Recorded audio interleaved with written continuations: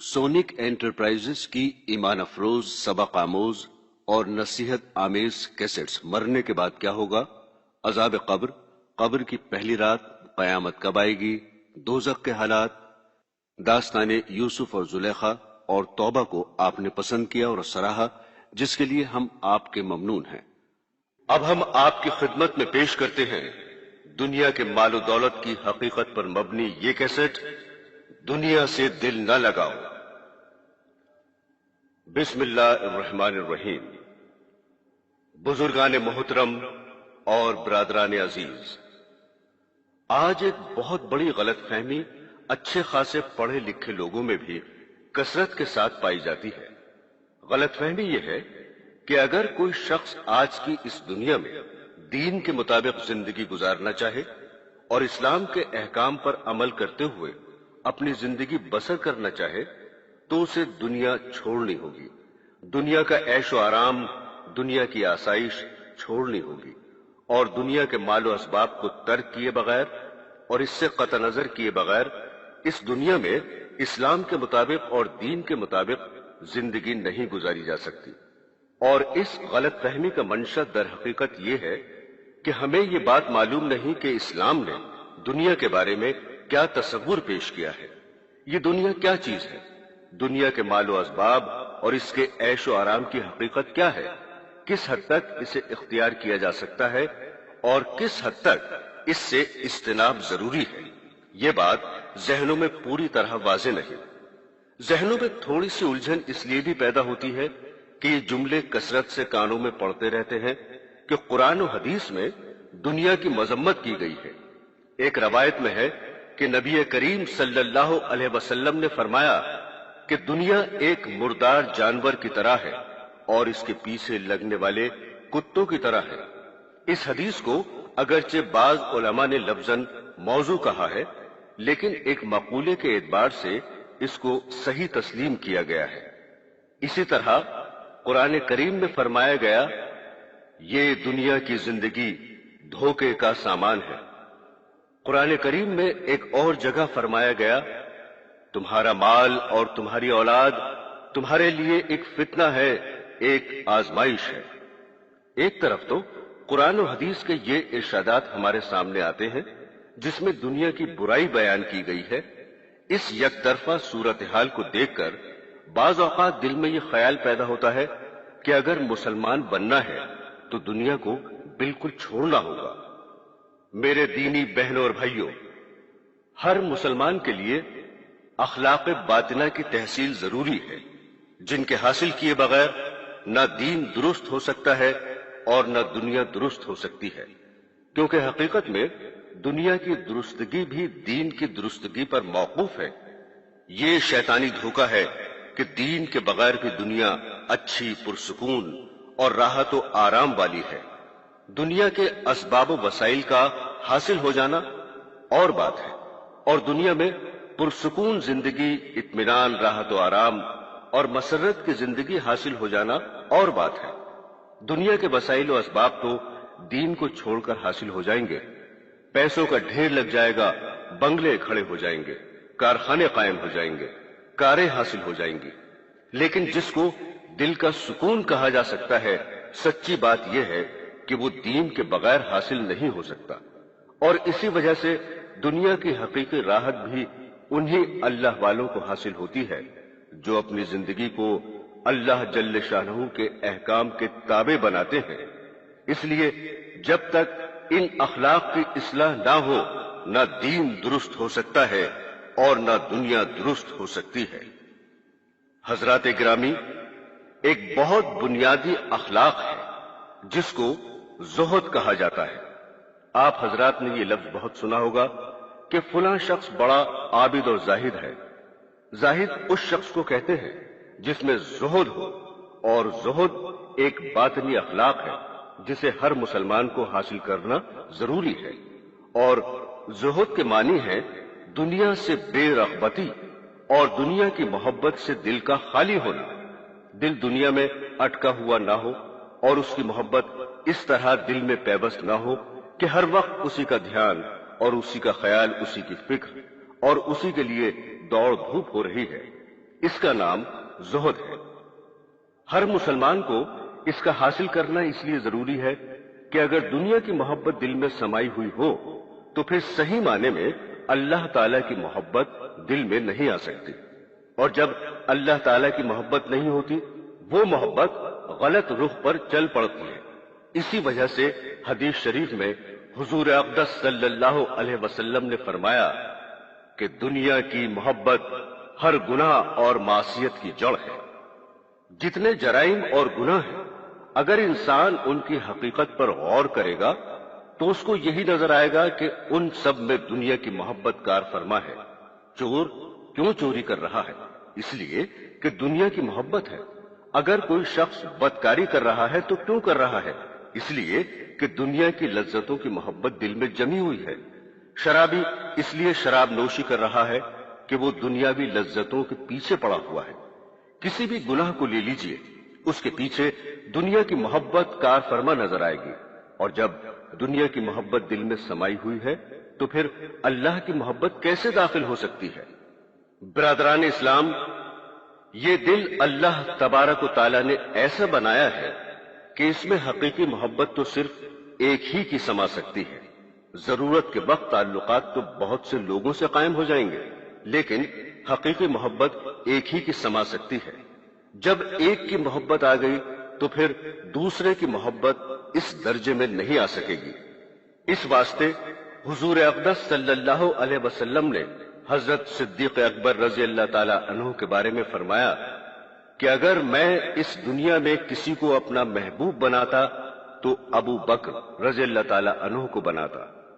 حضور صلی اللہ علیہ وسلم کو حضرت صدیق اکبر رضی اللہ تعالی عنہ سے اس درجہ تعلق تھا کہ دنیا میں ایسا تعلق کسی اور سے نہیں ہوا، لیکن اس کے باوجود آپ نے یہ نہیں فرمایا کہ میں ان کو اپنا محبوب بناتا ہوں، بلکہ یہ فرمایا کہ اگر میں کسی کو اپنا محبوب بناتا تو ان کو بناتا، لیکن میرے محبوب حقیقی تو اللہ تعالیٰ ہے، اور جب وہ محبوب بن گئے تو دوسرے کے ساتھ حقیقی محبت کے لیے دل میں جگہ نہ رہی۔ البتہ تعلقات دوسروں سے ہو سکتے ہیں اور وہ ہوتے بھی ہیں، مثلا بیوی سے تعلق، بچوں سے تعلق، ماں سے تعلق، باپ سے تعلق، بھائی سے تعلق، بہن سے تعلق، مگر یہ تعلقات اس محبت کے تابع ہوتے ہیں جو اللہ تعالیٰ کی حقیقی محبت دل میں ہوتی ہے۔ لہذا دل میں حقیقی محبت یا تو اللہ تعالیٰ کی ہوگی یا دنیا کی ہوگی، دونوں محبتیں ایک ساتھ جمع نہیں ہو سکتی۔ اسی وجہ سے مولانا رومی رحمت اللہ علیہ فرماتے ہیں کہ دنیا کی محبت بھی دل میں سمائی ہوئی ہو اور اللہ تعالیٰ کی محبت بھی سمائی ہو، یہ دونوں باتیں نہیں ہو سکتی، اس لیے کہ یہ صرف خیال ہے اور محال ہے اور جنون ہے۔ اس واسطے اگر دل میں دنیا کی محبت سما گئی تو پھر اللہ کی محبت نہیں آئے گی۔ جب اللہ کی محبت نہیں ہوگی تو پھر دین کے جتنے کام ہیں وہ سب محبت کے بغیر بے روح ہیں، بے حقیقت ہے۔ ان کے ادا کرنے میں پریشانی، دشواری اور مشقت ہوگی، اور صحیح معنی میں وہ دین کے کام انجام نہیں پا سکیں گے، بلکہ قدم قدم پر آدمی ٹھوکریں کھائے گا۔ اس لیے کہا گیا ہے کہ انسان دل میں دنیا کی محبت کو جگہ نہ دے۔ اسی کا نام زہد ہے، اور زہد کو حاصل کرنا ضروری ہے۔ لیکن حضرات، یہ بات بھی اچھی طرح سمجھ لیجئے کہ یہ بڑا نازک مسئلہ ہے کہ دنیا کے بغیر گزارا بھی نہیں ہے۔ دنیا کے اندر بھی رہنا ہے۔ جب بھوک لگتی ہے تو کھانے کی ضرورت پیش آتی ہے، پیاس لگتی ہے تو پانی کی ضرورت پیش آتی ہے، سر چھپانے اور رہنے کے لیے گھر کی بھی ضرورت ہے، کسب معاش کی بھی ضرورت ہے۔ لیکن اب سوال یہ ہے کہ جب یہ سب کام بھی انسان کے ساتھ لگے ہوئے ہیں تو پھر یہ کیسے ہو سکتا ہے کہ انسان دنیا کے اندر بھی رہے اور دنیا کی ضروریات بھی پوری کرے، لیکن اس کے ساتھ ساتھ دل میں دنیا نہ آئے، دل میں دنیا سے بے رغبتی پائی جائے؟ ان دونوں کو ایک ساتھ جمع ہونا مشکل نظر آتا ہے۔ یہی وہ کام ہے حضرات انبیاء علیہ السلام اور ان کے وارثین آ کر سکھاتے ہیں کہ کس طرح تم دنیا میں رہو اور دنیا کی محبت کو دل میں جگہ نہ دو۔ ایک حقیقی مسلمان دنیا کے اندر بھی رہے گا، دنیا والوں سے تعلق بھی قائم کرے گا، حقوق بھی ادا کرے گا، لیکن اس کے ساتھ ساتھ اس کی محبت سے بھی پرہیز کرے گا۔ حضرات گرامی، مولانا رومی رحمت اللہ علیہ نے ایک بڑی پیاری مثال دی ہے۔ فرماتے ہیں کہ دنیا کے بغیر انسان کا گزارا بھی نہیں ہے، اس لیے کہ اس دنیا میں زندہ رہنے کے لیے بے شمار ضرورتیں انسان کے ساتھ لگی ہوئی ہیں، اور انسان کی مثال کشتی جیسی ہے اور دنیا کی مثال پانی جیسی ہے۔ جیسے پانی کے بغیر کشتی نہیں چل سکتی، اس لیے کہ اگر کوئی شخص خشکی پر کشتی چلانا چاہے تو نہیں چلے گی۔ اسی طرح انسان کو زندہ رہنے کے لیے دنیا ضروری ہے۔ انسان کو زندہ رہنے کے لیے پیسہ چاہیے، کھانا چاہیے، پانی چاہیے، مکان چاہیے، کپڑا چاہیے، اور ان سب چیزوں کی اس کو ضرورت ہے، اور یہ سب چیزیں دنیا ہے۔ لیکن جس طرح پانی کشتی کے لیے اس وقت تک فائدہ مند ہے جب تک وہ پانی کشتی کے نیچے ہے اور اس کے دائیں طرف اور بائیں طرف ہے، اس کے آگے اور پیچھے ہے، وہ پانی اس کشتی کو چلائے گا۔ لیکن اگر وہ پانی دائیں بائیں کے بجائے کشتی کے اندر داخل ہو گیا تو وہ کشتی کو ڈبو دے گا، تباہ کر دے گا۔ اسی طرح دنیا کا یہ اسباب اور دنیا کا یہ سارا ساز و سامان جب تک تمہارے چاروں طرف ہے تو پھر کوئی ڈر نہیں ہے، اس لیے کہ یہ ساز و سامان تمہاری زندگی کی کشتی کو چلائے گا۔ لیکن جس دن دنیا کا یہ ساز و سامان تمہارے ارد گرد سے ہٹ کر تمہارے دل کی کشتی میں داخل ہو گیا، اس دن تمہیں ڈبو دے گا۔ لہذا زہد اسی کا نام ہے کہ یہ دنیا تمہارے چاروں طرف اور ارد گرد رہے، لیکن اس کی محبت تمہارے دل میں داخل نہ ہو، اس لیے کہ اگر دنیا کی محبت دل میں داخل ہو گئی تو پھر اللہ کی محبت کے لیے دل میں جگہ نہیں چھوڑے گی، اور اللہ کی محبت دنیا کی محبت کے ساتھ جمع نہیں ہو سکتی۔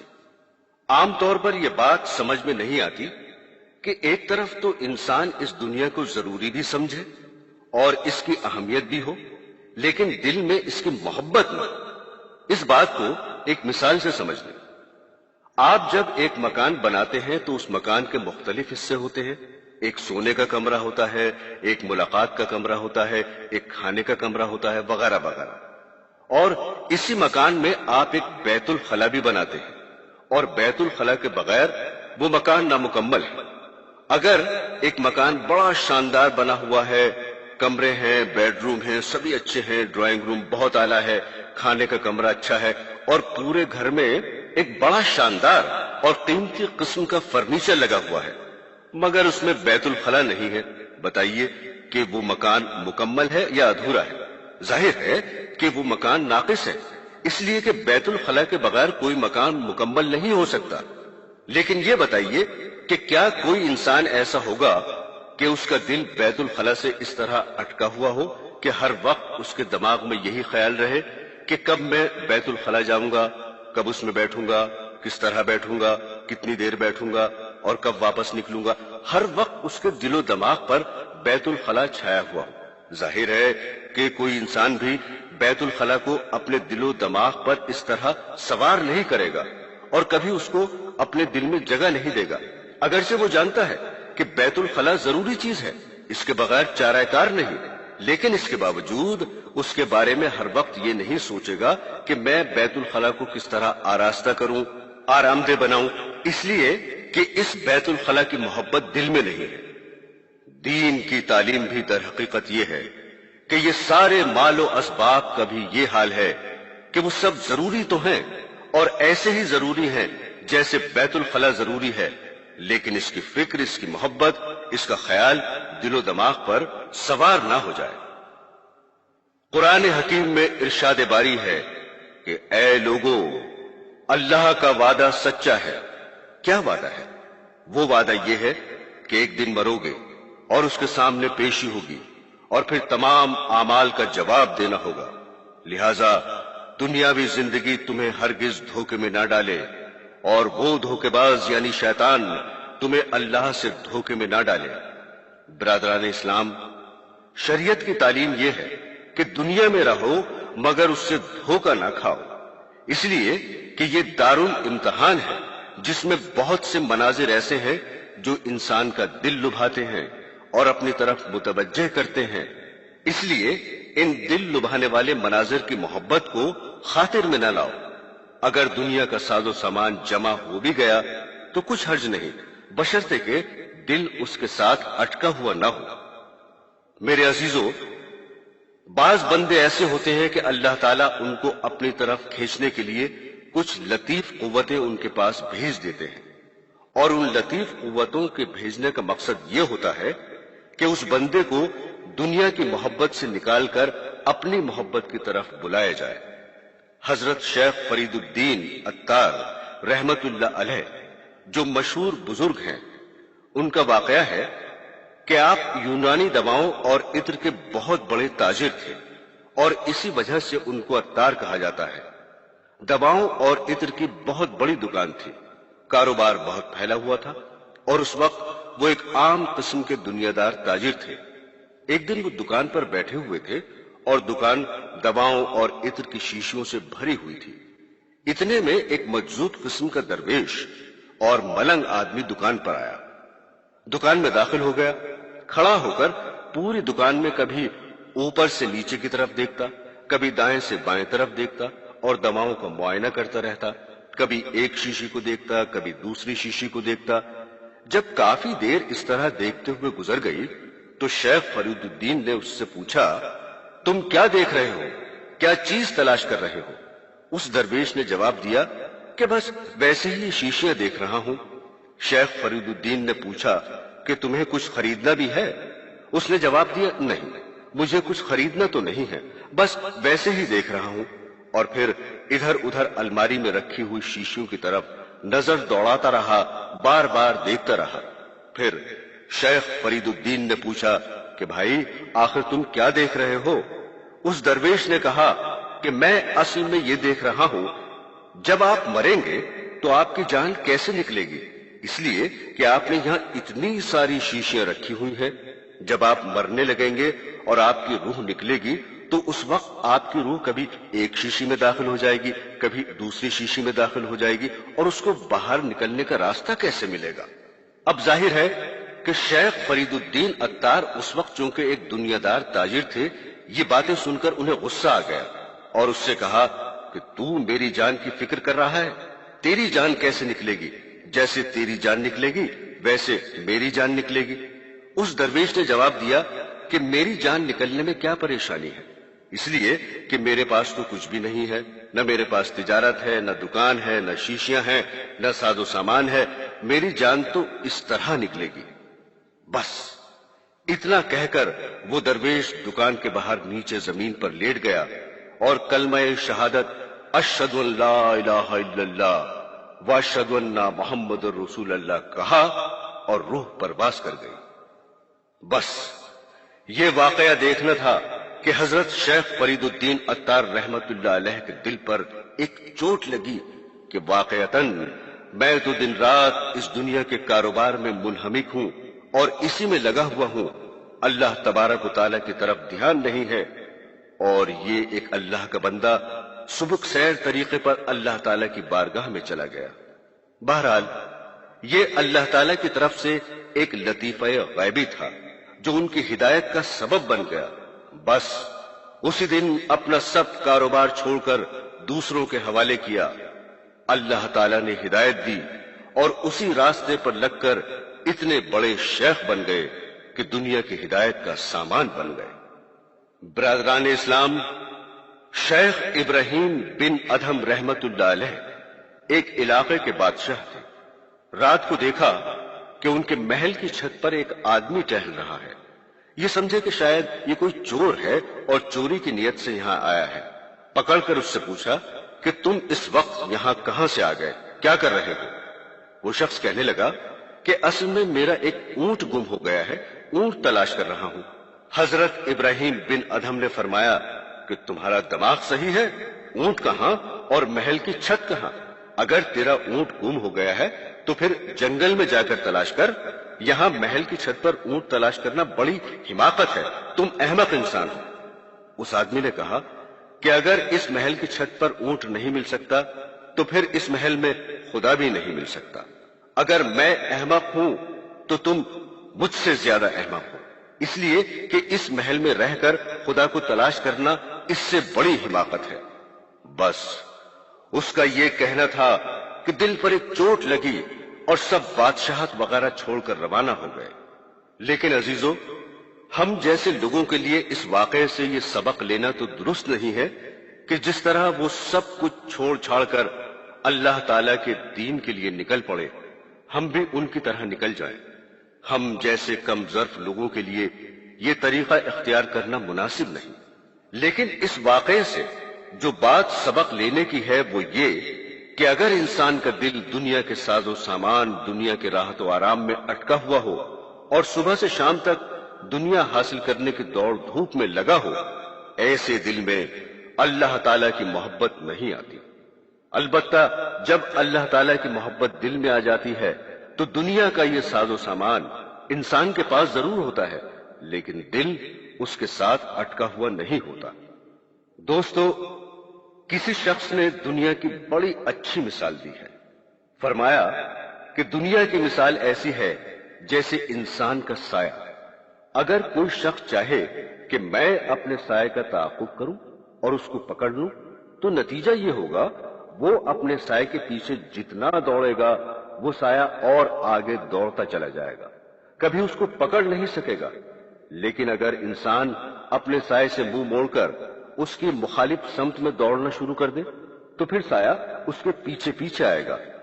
اللہ تعالیٰ نے دنیا کو بھی ایسا ہی بنایا ہے کہ اگر دنیا کے طالب بن کر اور اس کی محبت دل میں لے کر اس کے پیچھے بھاگو گے تو وہ دنیا تم سے آگے آگے بھاگے گی، تم کبھی اس کو پکڑ نہیں سکو گے۔ لیکن جس دن ایک مرتبہ تم نے اس کی طلب سے منہ موڑ لیا تو پھر دیکھو گے کہ اللہ تعالیٰ اس کو کس طرح ذلیل کر کے لاتے ہیں۔ بے شمار مثالیں ایسی ہوئی ہیں کہ دنیا اس کے پاس آتی ہے اور وہ اس کو ٹھوکر مار دیتا ہے، لیکن دنیا پھر بھی پاؤں میں پڑتی ہے۔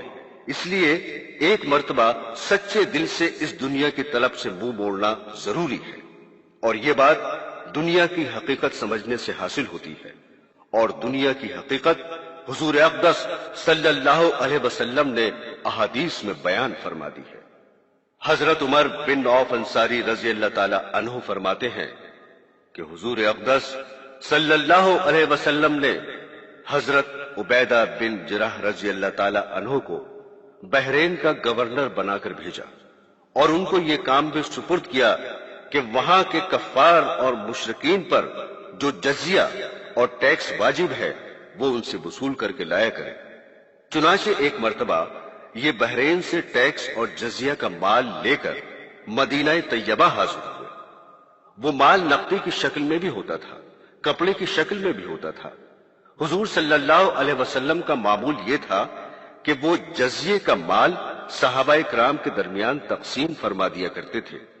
چنانچہ جب کچھ انصاری صحابہ کو پتا چلا کہ حضرت عبیدہ بحرین سے مال لائے ہیں تو وہ انصاری صحابہ فجر کی نماز میں مسجد نبوی میں حاضر ہو گئے۔ حضور صلی اللہ علیہ وسلم فجر کی نماز سے فارغ ہو کر واپس گھر کی طرف تشریف لے جانے لگے تو وہ انصاری صحابہ حضور اقدس صلی اللہ علیہ وسلم کے سامنے آ گئے اور زبان سے کچھ نہیں کہا۔ سامنے آنے کا مقصد یہ تھا کہ جو مال بحرین سے آیا ہوا ہے وہ ہمارے درمیان تقسیم فرما دے۔ یہ وہ زمانہ تھا جس میں صحابہ اکرام تنگ دستی کی انتہا کو پہنچے ہوئے تھے۔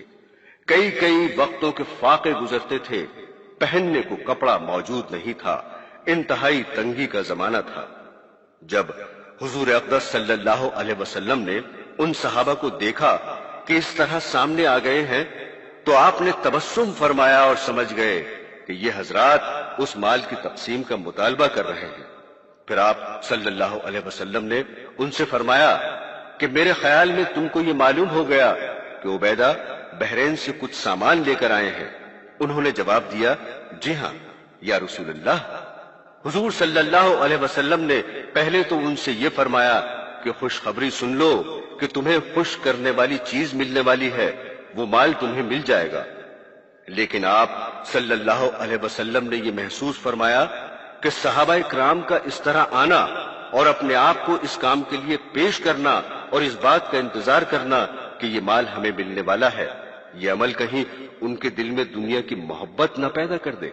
اس لیے آپ نے ان کو خوشخبری سنانے کے بعد فوراً فرمایا، خدا کی قسم مجھے تمہارے اوپر فقر و فاقے کا اندیشہ نہیں ہے، یعنی اس بات کا اندیشہ نہیں ہے کہ تمہارے اوپر فقر و فاقہ گزرے گا اور تم تنگ عیشی کے اندر مبتلا ہو جاؤ گے اور مشقت اور پریشانی ہوگی، اس لیے کہ اب تو ایسا زمانہ آنے والا ہے کہ انشاءاللہ مسلمانوں میں کشادگی اور فراخی ہو جائے گی۔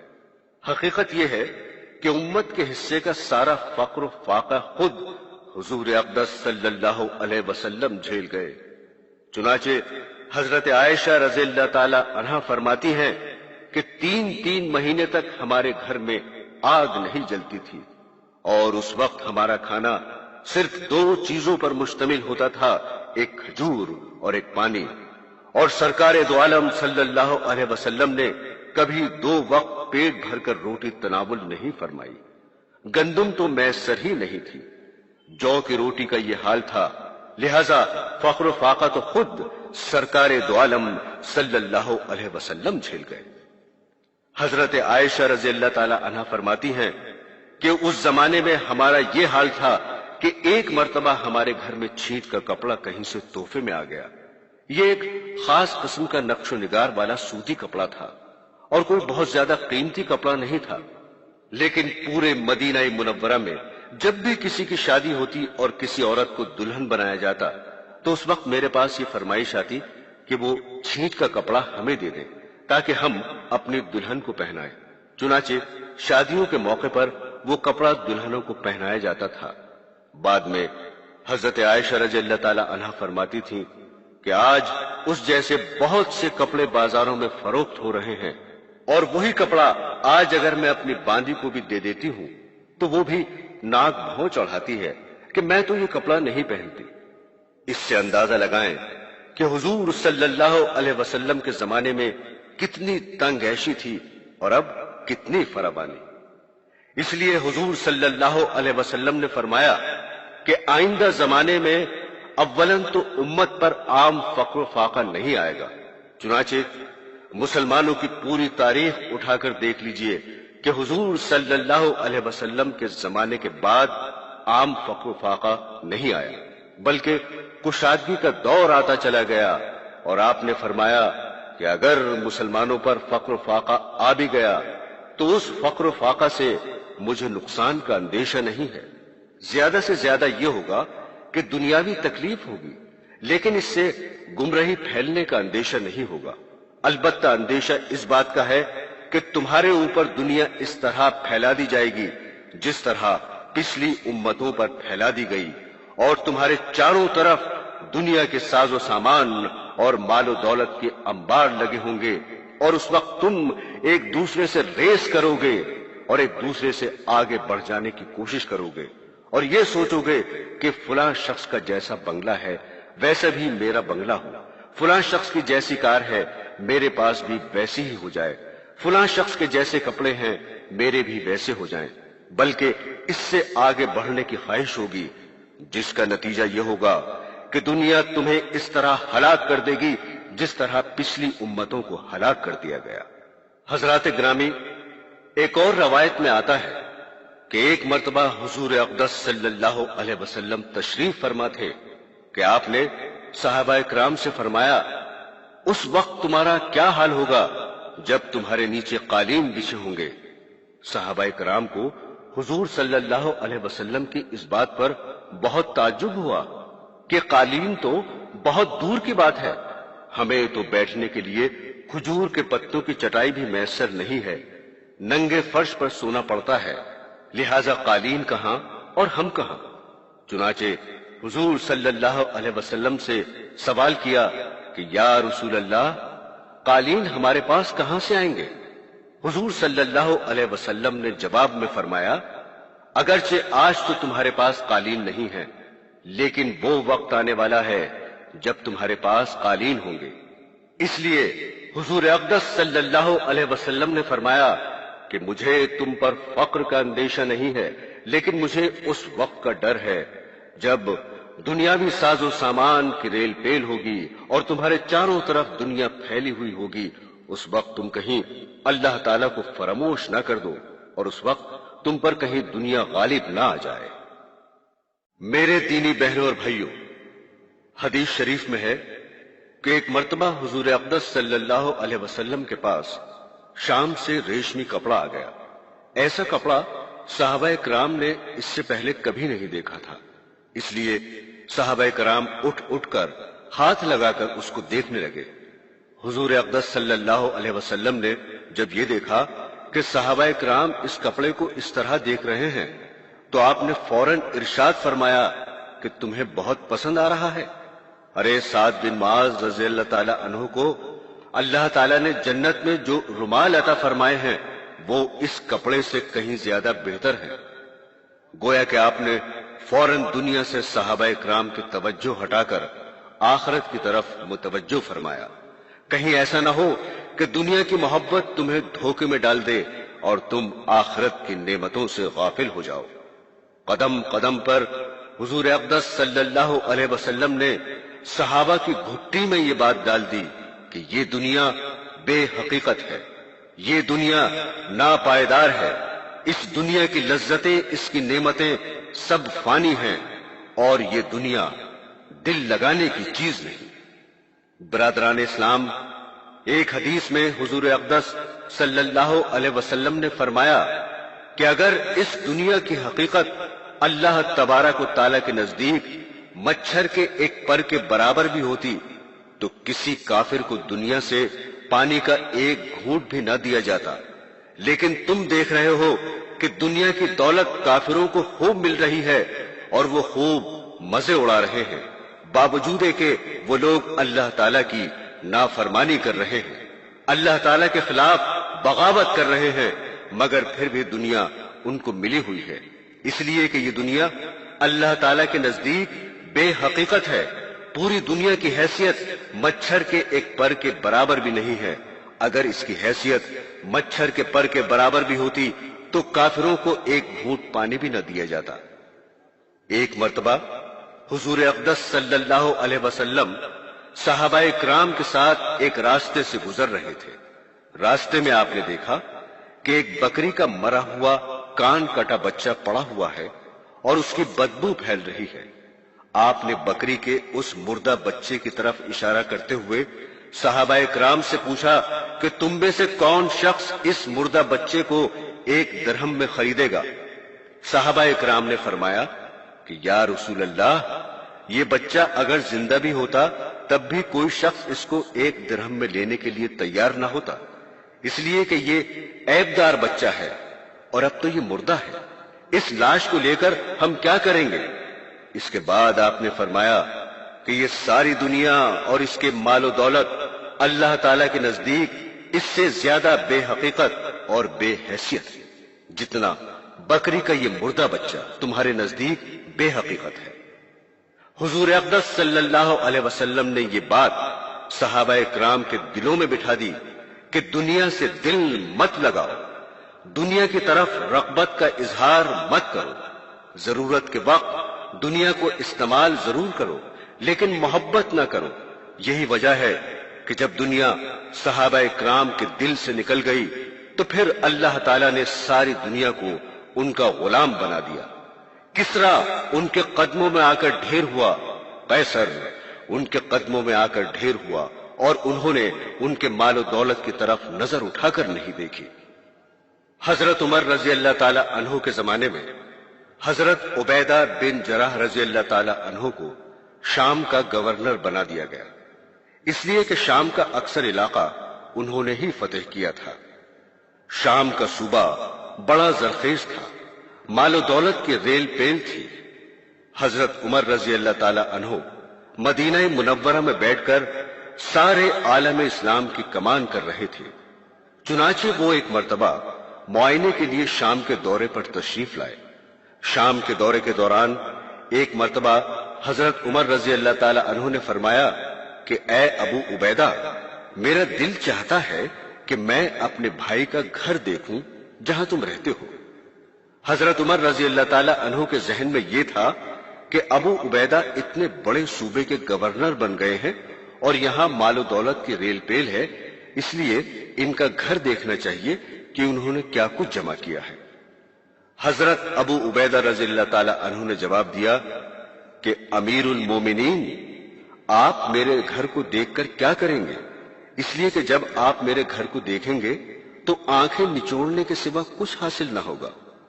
حضرت عمر فاروق رضی اللہ تعالی عنہ نے اصرار فرمایا کہ میں دیکھنا چاہتا ہوں۔ چنانچہ حضرت ابو عبیدہ امیر المومنین کو لے کر چلے۔ شہر کے اندر سے گزر رہے تھے، جاتے جاتے جب شہر کی آبادی ختم ہو گئی تو حضرت عمر رضی اللہ تعالی عنہ نے پوچھا، کہاں لے جا رہے ہو؟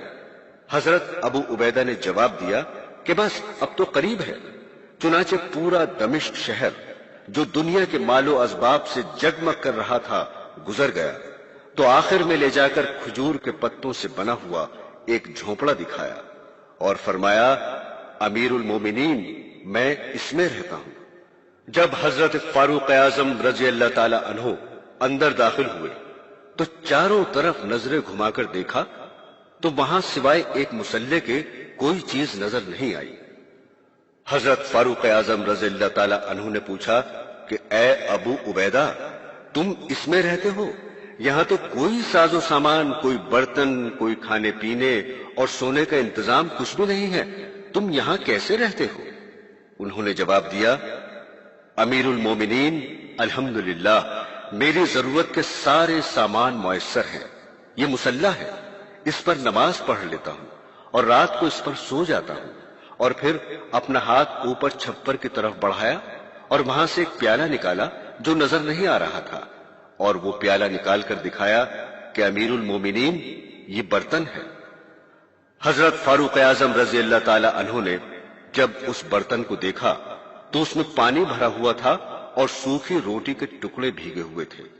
اور پھر حضرت عبیدہ نے فرمایا کہ امیر المومنین، میں دن رات تو حکومت کے سرکاری کاموں میں مصروف رہتا ہوں، کھانے وغیرہ کا انتظام کرنے کی فرصت نہیں ہوتی۔ ایک خاتون میرے لیے 2-3 دن کی روٹی ایک وقت میں پکا دیتی ہے، میں اس روٹی کو رکھ لیتا ہوں اور جب وہ سوکھ جاتی ہے تو میں اس کو پانی میں ڈبو دیتا ہوں اور رات کو سوتے وقت کھا لیتا ہوں۔ حضرت فاروق اعظم رضی اللہ تعالی عنہ نے یہ حالت دیکھی تو آنکھوں میں آنسو آ گئے۔ حضرت ابو عبیدہ رضی اللہ تعالی عنہ نے فرمایا، امیر المومنین، میں تو آپ سے پہلے ہی کہہ رہا تھا کہ میرا مکان دیکھنے کے بعد آپ کو آنکھیں نچوڑنے کے سوا کچھ حاصل نہ ہوگا۔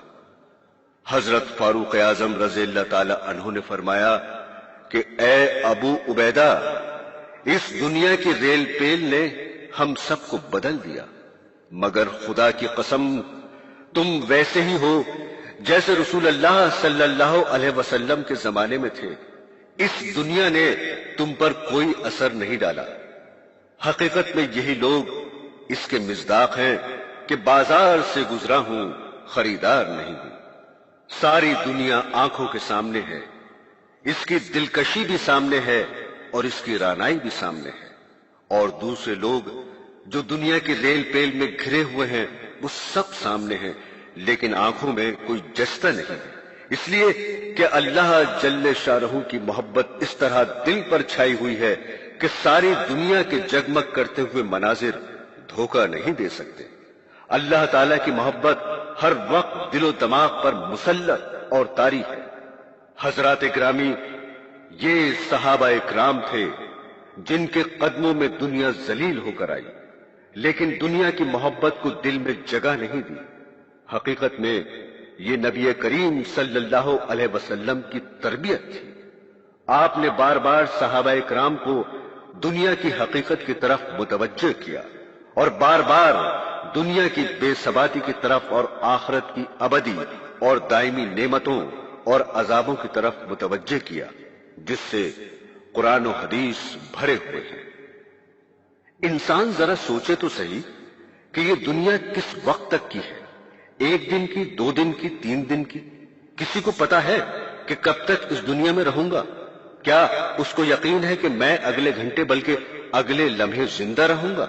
बड़े से बड़ा साइंसदां, बड़े से बड़ा फलसफी, बड़े से बड़ा साहिब इख्तिदार ये नहीं बता सकता कि इस दुनिया की जिंदगी कितनी है, लेकिन इसके बावजूद इंसान दुनिया का साजो सामान इकट्ठा करने में लगा हुआ है।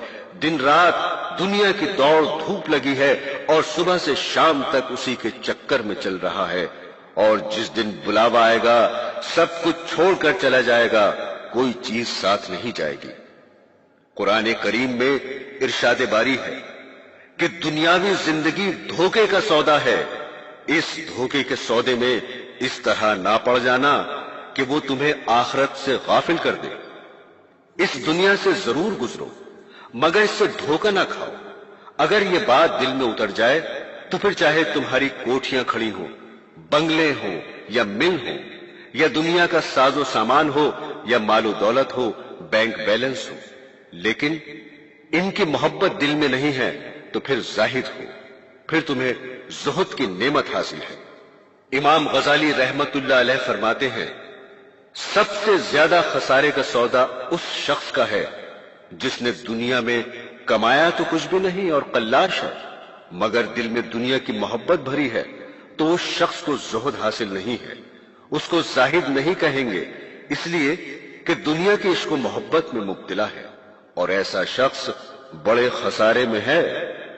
हजरात ग्रामी, वाकया यूं है कि कुरान और हदीस को सही तरीके से पढ़ने के बाद जो सूरत हाल वाज़ेह होती है वो ये है कि अल्लाह तबारक व तआला और अल्लाह के रसूल सल्लल्लाहु अलैहि वसल्लम हमसे ये नहीं चाहते कि हम दुनिया को छोड़कर बैठ जाएं।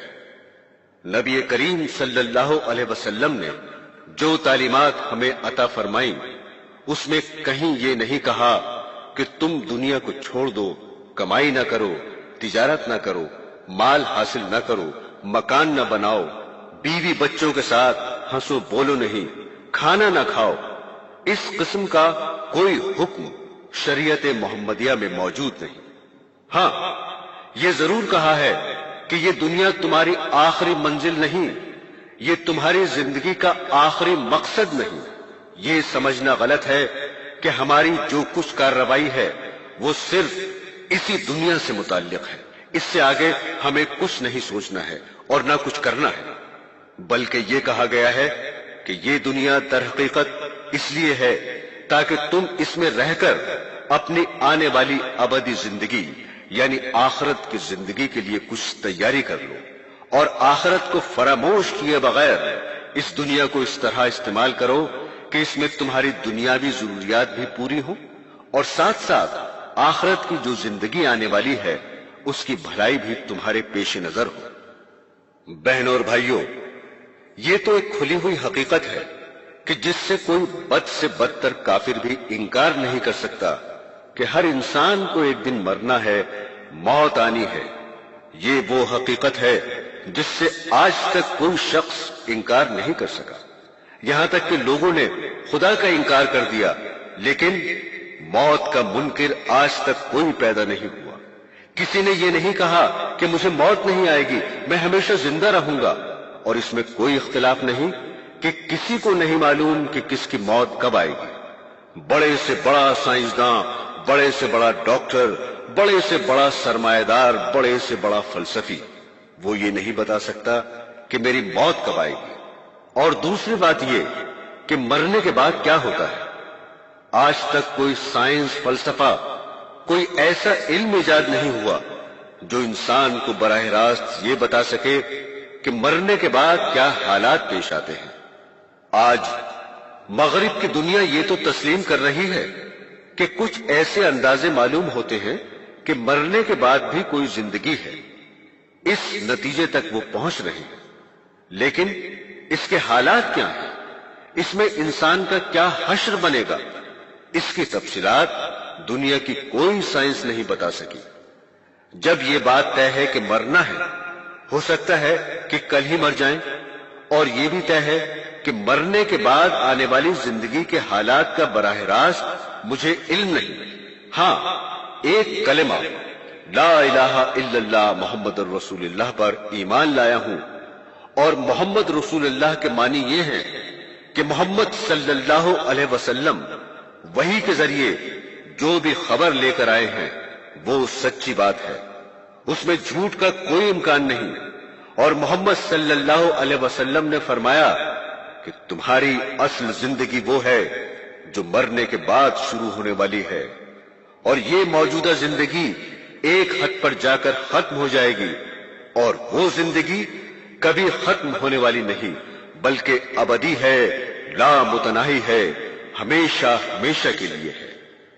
तो इस्लाम का पैगाम यह है कि दुनिया में जरूर रहो और दुनियावी चीजों से जरूर फायदा उठाओ, दुनिया से लुत्फ अंदोज भी हो, लेकिन साथ साथ इस दुनिया को आखिरी मिशन और आखिरी मंजिल न समझो। हजरात ग्रामी, जैसा कि पहले बयान हो चुका है, मौलाना रूमी रहमतुल्लाह अलैह ने दुनिया के बारे में एक खूबसूरत मिसाल दी है, और सच्ची बात यह है कि अगर ये बात जहन में हो तो दुनिया के बारे में कभी गलतफहमी पैदा ना हो।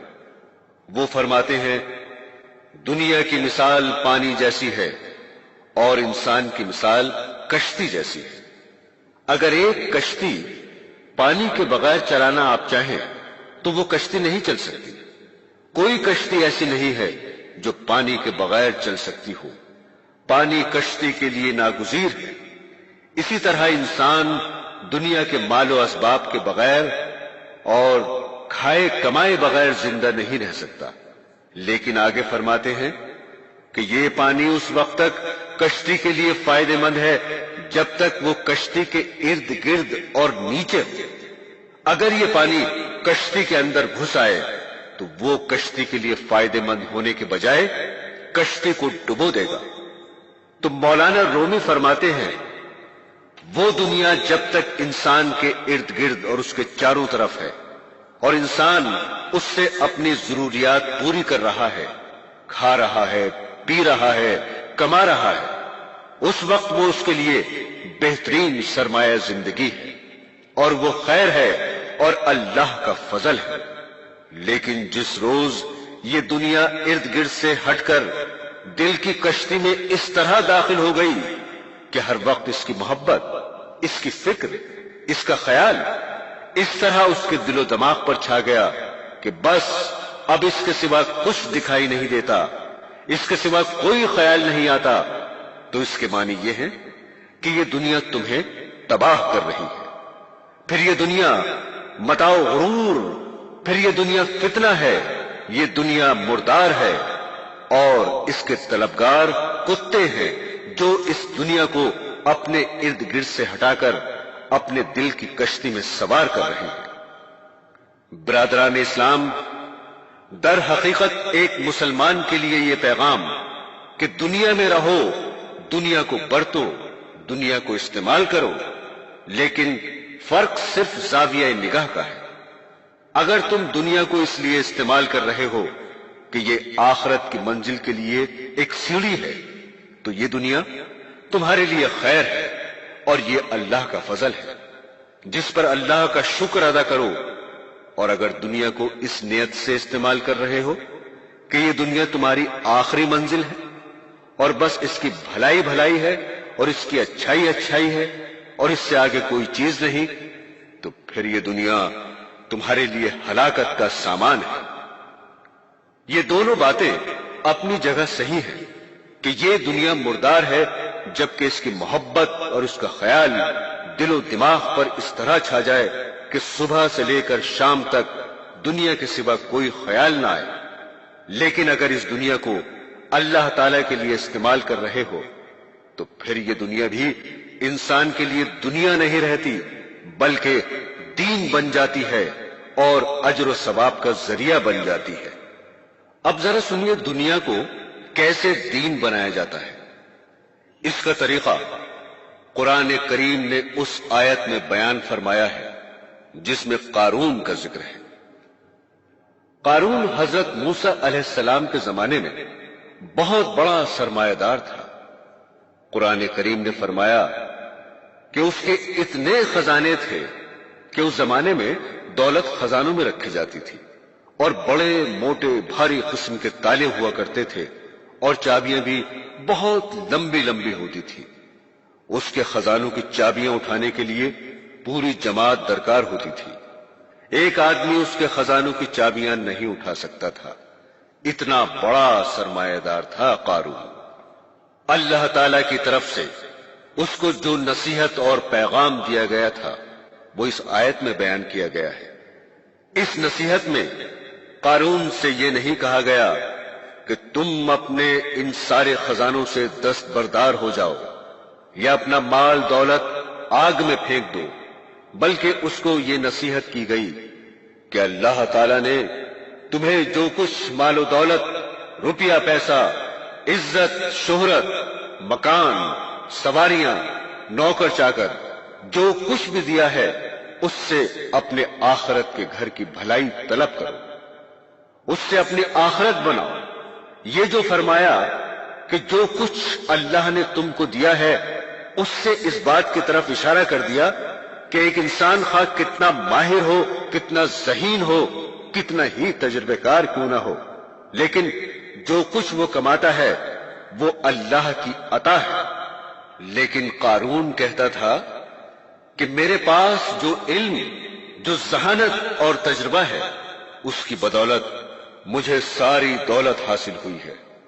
اللہ تعالی نے اس کے جواب میں ارشاد فرمایا کہ جو کچھ تمہیں دیا گیا وہ اللہ کی عطا ہے. اس دنیا میں کتنے لوگ ایسے ہیں جو بڑے ذہین ہیں مگر بازار میں جوتیاں چٹ کھاتے پھرتے ہیں اور کوئی پوچھنے والا نہیں ہوتا. اللہ تعالیٰ نے اس آیت میں اس بات کی طرف اشارہ فرما دیا کہ ایک تو اس بات کا استحصار کرو کہ جو کچھ مال ہے خواہ وہ روپیہ پیسے کی شکل میں ہو، سامان تجارت کی شکل میں ہو، مکان کی شکل میں ہو، یہ سب اللہ کی عطا ہے. اب سوال یہ پیدا ہوتا ہے کہ جو کچھ ہمارے پاس مال ہے وہ سارا کا سارا صدقہ کر دیں، اس لیے کہ بعض لوگوں کا یہ خیال ہے کہ مال کو آخرت کے لیے استعمال کرنے کے معنی صرف یہ ہے کہ جو کچھ بھی مال ہے وہ صدقہ کر دیا جائے. لیکن قرآن کریم نے اگلے جملے میں اس کی تردید کرتے ہوئے فرمایا کہ دنیا میں جتنا حصہ تمہیں ملنا ہے اور جو تمہارا حق ہے اس کو مت بھولو اور اس سے دستبردار مت ہو جاؤ، بلکہ اس کو اپنے پاس رکھو. لیکن اس مال کے ساتھ یہ معاملہ کرو کہ جس طرح اللہ تبارک و تعالی نے تمہارے ساتھ احسان کیا کہ تم کو یہ مال عطا فرما دیا، اسی طرح تم بھی دوسروں کے ساتھ احسان کرو، دوسروں کے ساتھ حسن سلوک کرو. اور آگے فرمایا اور اس مال کو زمین میں فساد اور بگاڑ پھیلانے کے لیے استعمال مت کرو. برادران اسلام، اس کا مطلب یہ ہے کہ اللہ تبارک و تعالی نے جن کاموں کو حرام اور ناجائز قرار دے دیا اس کو انجام دینے سے قرآن کریم کی اصطلاح کے مطابق زمین میں فساد پھیلتا ہے. مال حاصل کرنے کے لیے جس طریقے کو اللہ تعالی نے ناجائز بتا دیا اگر وہ طریقہ استعمال کرو گے تو زمین میں فساد پھیلے گا. مثلا چوری کر کے مال حاصل کرنا، ڈاکہ ڈال کر مال حاصل کرنا حرام ہے. کوئی شخص اگر یہ طریقہ اختیار کرے گا تو زمین میں فساد پھیلے گا.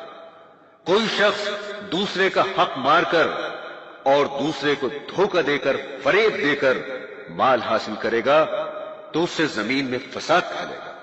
اور سود کے ذریعے اور قمار کے ذریعے یا اور دوسرے حرام طریقوں سے مال حاصل کرے گا تو وہ سب فساد میں داخل ہوگا.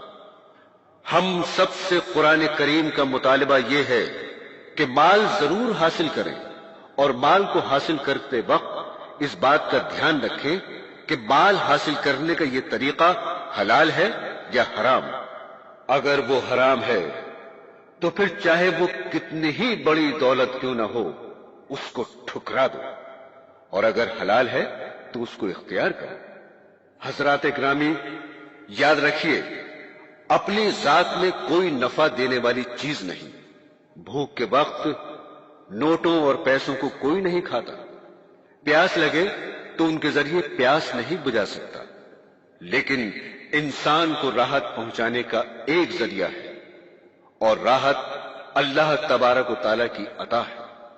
حرام طریقوں سے مال حاصل کر کے اگر تم نے بہت بینک بیلنس بڑھا لیا اور بہت سے خزانے بھر لیے، لیکن اس کے ذریعے راحت حاصل ہونا کوئی ضروری نہیں۔